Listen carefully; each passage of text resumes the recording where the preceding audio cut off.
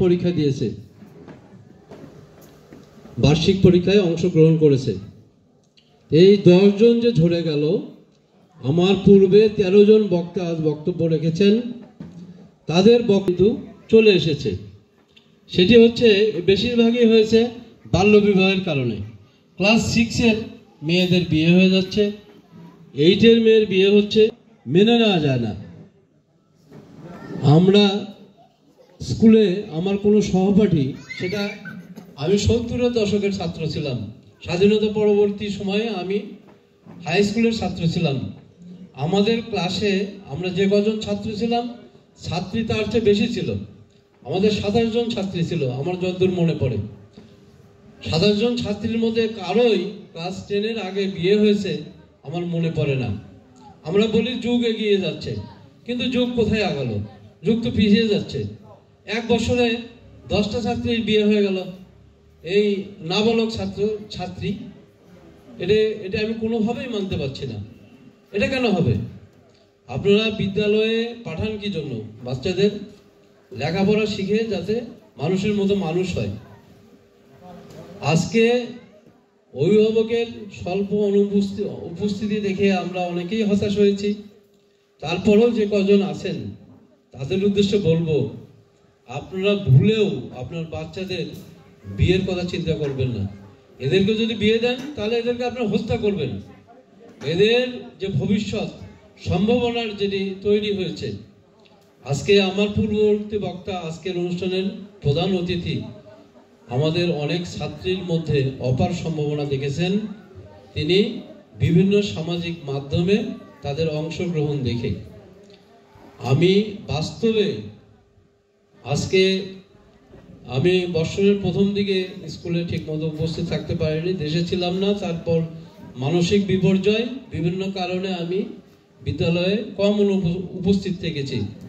কিন্তু শেষ ভাগে এসে বিদ্যালয়ে আমি যে পরিমাণ উপস্থিতি আমার ছিল, তার মাধ্যমে আমি যা দেখেছি, তাতে আমাদের বিদ্যালয়ের মেয়েদের নিয়ে আমি গর্ববোধ করি।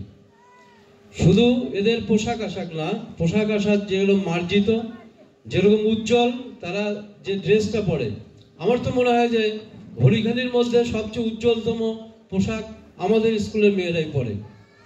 আজকে শুধু পোশাক আশাকে নয়, তাদের আচার ব্যবহারে, তাদের লেখাপড়ায় যে অবস্থাটা ফুটে উঠেছে, আপনারা বুঝতে পারবেন।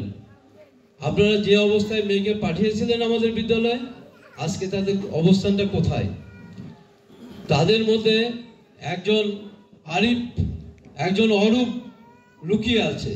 তারা হয়তো আমাদের চেয়েও তারা একদিন বড় হবে, তারা আরো অনেক দূর যাবে। আপনারা তাদেরকে একটু সুযোগ দেন। তারা বিদ্যালয়ে থাকে 6 ঘন্টা, রাস্তায় তাদের যায় 2 ঘন্টা, 8 ঘন্টা, আর বাকি 16 ঘন্টা আপনাদের কাছে থাকে। এই 16টি ঘন্টা আপনারা তাদের ঠিক মতো পরিচর্যা নেন, ঠিক মতো তাদের দেখাশোনা করেন। তাদের খাওয়া দাওয়া নিয়ে যেন আপনার ওই যেটি বৈষম্যের কথা বলা হলো, এরকম বৈষম্য যেন তাদের সাথে না করা হয়। তাদের যেন আমরা সবসময় যেন প্রাধান্য দেন, মেয়েদেরকে প্রাধান্য দিতে হবে। মেয়েদেরকে যদি একটা চারা গাছ লাগালেন আপনার ঘরের পাশে, তাকে যদি আপনি পানি দেন, সার দেন, যত্ন নেন, বেড়া দেন, তবেই একদিন সে বড় হবে, বড় হয়ে ফুল ফল দেবে। আর যদি সেটা লাগিয়েই খালাস হন, আপনি যদি স্কুলে দিয়েই যদি মনে করেন আপনার দায়িত্ব আপনি পালন করেছেন, তাহলে কিন্তু তাকে দিয়ে আপনার কাছে কোনো আশা করার সুযোগ নেই।